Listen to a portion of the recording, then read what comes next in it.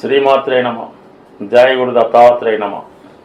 ఈ వీడియోలో మనం వృషభ రాశి వారికి జూలై నెల మాస ఫలితాలు ఏ విధంగా ఉంటాయో తెలుసుకునే ప్రయత్నం చేద్దాం. ఏదైనా ఒక రాశి వారికి ఆ నెలలో ఫలితాలు చాలా బాగుండాలి అంటే ఆ రాశ్యాధిపతి ఎంత బలంగా ఉంటే వారి ఫలితం అంత అనుకూలంగా మారడం జరుగుతూ ఉంటుంది. ఇంచుమించుగా ఈ నెలంతా కూడా జూలై 26 వరకు రాశి అందే శుక్రుడు స్వక్షేత్రగతుడై ఉంటూ మాలవీయ మహాపురుష యోగం అనే పంచమహాపురుష యోగం ఒకటి గోచార రీత్యా ఈ వృషభ రాశి వారికి ఏర్పడడం జరిగింది. చాలా వరకు కొన్ని మేజర్ గ్రహాలన్నీ కూడా వృషభ రాశి వారికి సహకరిస్తూ శుక్రుడు కూడా రావడం వల్ల ఆ మిగతా గ్రహాలు ఇచ్చినటువంటి ఫలితాన్ని ఇప్పుడు ఈ వృషభ రాశి వారికి ఈ నెలలో అందుకోవడం జరుగుతూ ఉంటుంది. అందువల్ల ఏంటంటే ఈ రాశి వారికి ఈ మహాపురుష యోగం వల్ల ముఖ్యంగా వీళ్ళకి ఏదైనా కొద్దిగా జీవితంలో దుఃఖాలు, కష్టాలు, నష్టాలు ఉంటే వాటి నుంచి బయటపడడం జరుగుతుంది. అలాగే శుక్రుడు కారకత్వాలైనటువంటి సుఖం, సంతోషం, ఆనందం, ఖరీదైనటువంటి వస్త్రాలు, అలాగే మీకు ఇష్టమైనటువంటి ఆత్మీయులతో కలిసి మీ మనసులో ఉన్నటువంటి మాట పంచుకోవడం, అలాగే మీ కుటుంబం నుంచి కానీ మీ జీవితం నుంచి కానీ దూరమైనటువంటి వ్యక్తులు అనడం కన్నా శుక్రుడు కాబట్టి స్త్రీలు ఎవరైనా ఉంటే మీ సిస్టరో, భార్యో, మదరో ఏదో కారణం వల్ల మీ జీవితం నుంచి దూరంగా ఉంటే తిరిగి మళ్ళా వారి యొక్క అభిమానాన్ని పొందే అవకాశం ఉంటుంది. అలాగే ముఖ్యంగా ఇది స్త్రీలకు బాగా ఉపయోగపడుతూ ఉంటుంది. ఈ రాశిలో ఎవరైతే స్త్రీలు అటు రాజకీయ రంగంలో కానీ బ్యాంకింగ్ రంగంలో కానీ ముఖ్యంగా సినిమా రంగంలో ఉన్న వాళ్ళకి వారిలో ఒక విధమైన ఆకర్షణ పెరుగుతుంది. ఆత్మవిశ్వాసంతో ఉండడం వల్ల గొప్ప గొప్ప అవకాశాలు మిమ్మల్ని వెతుక్కుంటూ రావడం జరుగుతూ ఉంటుంది. అలాగే వివాహం కొరకు ఎదురు చూస్తున్నటువంటి అమ్మాయిలకు కానీ అబ్బాయిలకు కానీ ఈ సమయంలో ఏర్పాటు చేయనటువంటి పెళ్లి చూపులు కానీ అలాగే పెళ్లి విషయాలకు సంబంధించినటువంటి పరస్పర సంప్రదింపులు చాలా వరకు సక్సెస్ అయ్యే అవకాశం ఉంది. ఏదైతే మీరు కొంతకాలంగా ఎదురు చూస్తున్నారో అవన్నీ కూడా ఈ శుక్రుడు స్వక్షేత్రంలో రావడం వల్ల మీకు కంపల్సరిగా మీ ప్రయత్నానికి మీ యొక్క ఆకర్షణ, మీ యొక్క తెలివితేటలు తోడై ప్రతి విషయంలో సక్సెస్ అవ్వడం జరుగుతూ ఉంటుంది.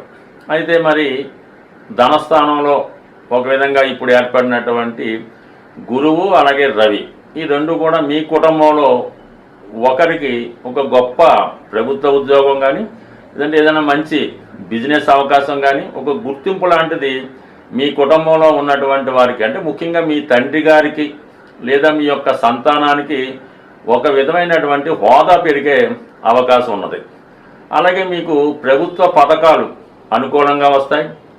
అలాగే చాలా కాలం క్రితం మీరు ఎవరికన్నా ధనం ఇచ్చి ఉన్నా ఒక ఇన్సూరెన్స్ కానీ చిట్ ఫండ్ కానీ ఫైనాన్స్లో కానీ ఇన్వెస్ట్మెంట్ చేసి ఉంటే ఆ ధనం మీకు ఈ సమయంలో మీ అవసరానికి రావడం జరుగుతూ ఉంది. ముఖ్యంగా మీ యొక్క కుటుంబంలో ఈ గుర్తింపు కారణంగా తరచూ గొప్ప గొప్ప వ్యక్తులు మీ కుటుంబాన్ని సందర్శిస్తారు. మీ యొక్క అభివృద్ధిని చూసి వాళ్ళు చాలా వరకు మిమ్మల్ని సంతోషకరంగా ఉండే అవకాశం ఉంటుంది. కాబట్టి మొత్తం మీద ఆర్థిక పరంగా ఉండడం వల్ల ఇంచుమించుగా గురువు ధనస్థానంలోకి రావడం అలాగే రవి రావడం వల్ల చాలా ఎక్కువ మొత్తంలో ధనం అలాగే ప్రజాభిమానం పొందడం వల్ల చాలా వరకు దాన్ని సద్వినియోగం చేసుకోవడంలో కూడా మీరు కొంతవరకు మంచి నిర్ణయం తీసుకోవాల్సి ఉంటుంది. అలాగే లాభంలో ఆల్రెడీ మీకు శని భగవానుడు ఉండడం వల్ల ఏ విషయంలో అయినా సరే మీకు పెద్దవారి యొక్క సహకారం లభిస్తూ ఉంటుంది. ముఖ్యంగా ఉపాధి ఉద్యోగ అవకాశాలు చాలా వరకు మీకు రావడం జరుగుతూ ఉంటుంది. కొంతమందికి రాజకీయ అవకాశాలు కానీ ఏదైనా ఒక నామినేటెడ్ పోస్ట్ కానీ ఒక ప్రభుత్వ పదవి కానీ వచ్చే అవకాశం ఉన్నది. ఇది ఎక్కువగా సెలబ్రిటీ రంగంలో ఉన్న వాళ్ళకి, కొద్దిగా సినిమా రాజకీయ రంగంలో ఉన్న వాళ్ళకి ఎక్కువ అవకాశాలు ఈ లాభస్థానంలో ఉన్నటువంటి శని, దశమంలో ఉన్నటువంటి రాహు ఎక్కువగా కలగజేసే అవకాశం ఉంది. సో దానికి ఇంకొక బోనస్గా మీకు ఏంటంటే చతుర్థ స్థానంలో సుమారుగా ఈ నెలంతా కూడా కుజగ్రహ సంచారం, వ్యయాధిపతిగా ఉన్నటువంటి కుజుడు చతుర్థ స్థానంలో ఉండడం, అక్కడ కేతువుతో కలిసి ఉండడం వలన ఇప్పుడు మీరు ఏదైనా ఒక కొత్త ఇంటిలోకి మారడం కానీ ఏదైనా ఒక స్థిరాస్తి కొనాలనుకునే మీ ప్రయత్నం 100% నెరవేరడం కానీ జరుగుతుంది.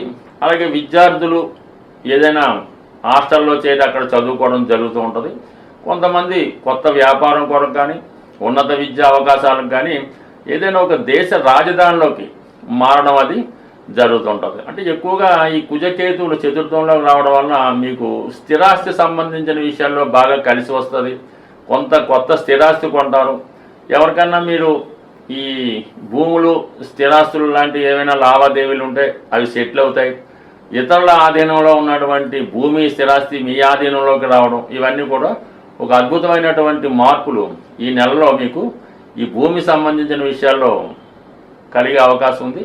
అలాగే అన్నదమ్ములతో కానీ దాయాదులతో కానీ చుట్టుపక్కలతో ఉన్నటువంటి భూమి సంబంధించిన డిస్ప్యూట్స్ చాలా వరకు సాల్వ్ అవ్వడం కూడా జరిగే అవకాశం ఉంది. సో ఇంచుమించుగా మీకు ఈ జూలై 15వ తారీఖు తర్వాత తృతీయ స్థానంలో ఉన్నటువంటి బుధుడితో రవి భగవానుడు కలిసి ఒక బుధాదిత్య యోగం అన్నది ఏర్పడడం జరుగుతుంది. ఈ కారణం వల్ల మీరు మీ యొక్క తెలివితేటల్ని మీలో ఉన్నటువంటి టాలెంట్ని చక్కగా ఉపయోగించుకోవచ్చు.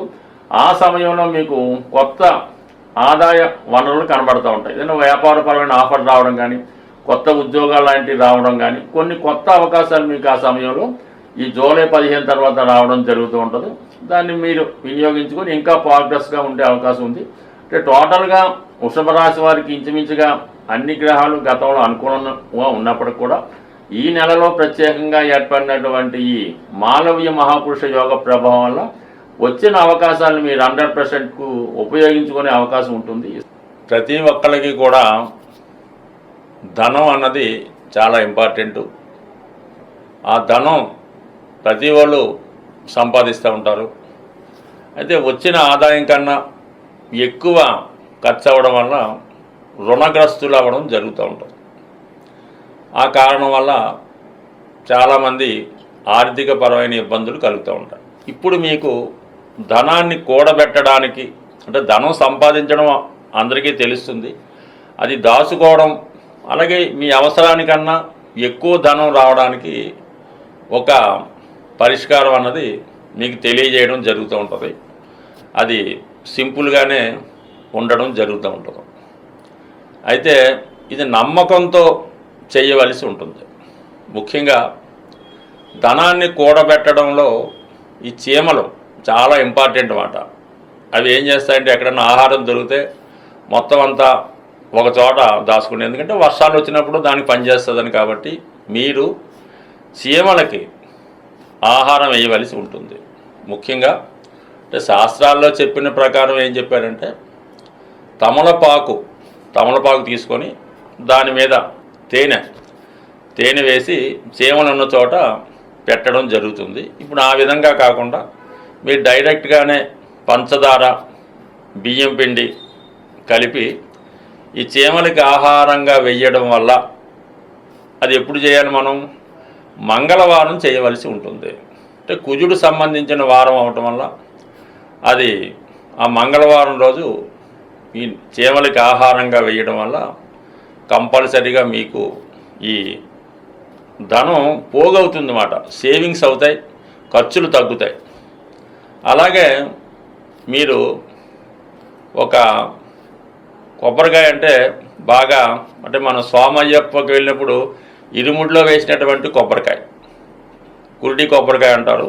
ఆ కొబ్బరికాయ ఒకటి తీసుకొని దానికి ఒక కన్నం పెట్టి అందులో శుభ్రమైనటువంటి తేనె పంచదార బెల్లంతో నింపాలన్నమాట. అంటే అయ్యప్పకైతే నెయ్యితో నింపుతారు. అలా కాకుండా ఇది స్వీట్తో నింపి దాన్ని పశ్చిమ దిక్కున అంటే పశ్చిమం అంటే సౌత్ సైడు, అది ఎక్కడన్నా ఒక నిర్జల ప్రదేశంలో మీకు సౌత్ సైడు చక్కగా ఒక గొయ్యి తీసి మరీ లోతుగా కాకుండా అందులో కప్పెట్టవలసి ఉంటుంది అన్నమాట. దానివల్ల కూడా అది తర్వాత చీమలకి ఆహారంగా మారడం జరుగుతూ ఉంటుంది.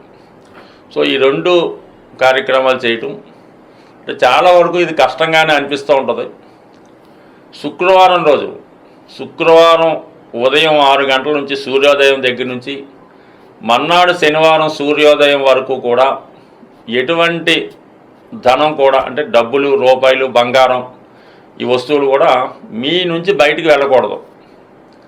అంతా కూడా ముందు రోజే అడ్జస్ట్ చేసుకోవాలి. ఎవరికి ఇవ్వాల్సినా కూడా శుక్రవారం అన్నది పేమెంట్స్ బంద్. మళ్ళీ శనివారం మాత్రమే ఇది స్టార్ట్ అవుతుంది. ఇది ఎంత కష్టమైనా సరే మీరు అవసరమైతే శుక్రవారం అర్జెంట్ అయితే వేరే వాడిని ఫోన్పే చేయమంటే తప్ప మీరు మాత్రం ఖర్చు పెట్టద్దు.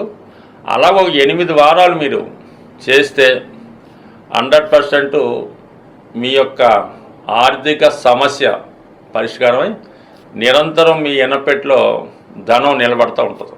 ఇది ఎక్కువగా ఆంధ్ర ప్రాంతంలో ఈ కృష్ణా జిల్లా ఈస్ట్ గోదావరిలో చాలా వరకు పాటిస్తుంటారు.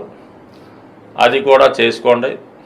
దాని తర్వాత ఏంటంటే వీలైతే శుక్రవారం రోజు కనకదార స్తోత్ర పారాయణ, లక్ష్మీ అష్టోత్తరం, శ్రీ సూక్తం చదవడం, స్త్రీలని అంటే మీ కుటుంబంలో ఉన్నటువంటి స్త్రీలని ఏదైనా పండగలు అది వచ్చినప్పుడు ముఖ్యంగా ఆడపడుచులకి పిలిచి వాళ్ళకి ఈ చీర సారే లాంటివి పెట్టడం జరుగుతుంది.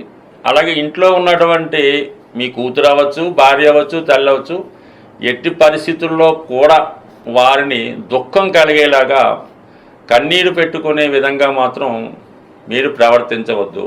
సాధారణంగా ఒక కుటుంబం పతనం అవుతుందంటే ఆ కుటుంబంలో స్త్రీ దుఃఖమే కారణం అవుతుంటుంది. ఊరకనే ఏడుస్తుంటారు. శుక్రవారం రాగాన ఒక్కొక్క ఇంట్లో ఎలా ఉంటుందంటే ఊరికే ఏడుస్తుంటారు. ఎందుకు ఏడుస్తారో అర్థమవుతుంది. దాంతో ఆ యజమానికి ఇంకా చెప్పక్కర్లేదు. సో అటువంటివి ఉంటే సాధారణంగా పరిష్కరించుకుంటే కుటుంబం అన్నది సంతోషంగా ఉంటుంది. అది మనం నియమంగా ఉండడం అంటే కామన్గా ఈ శుచి శుభ్రత అవన్నీ కామన్గా ఉంటాయి. ఈ కొద్దిపాటి రెమెడీలు మీరు పాటిస్తే తర్వాత ఇంకా బెటర్ రెమెడీస్ తెలుసుకునే ప్రయత్నం చేద్దాం. స్వస్తి.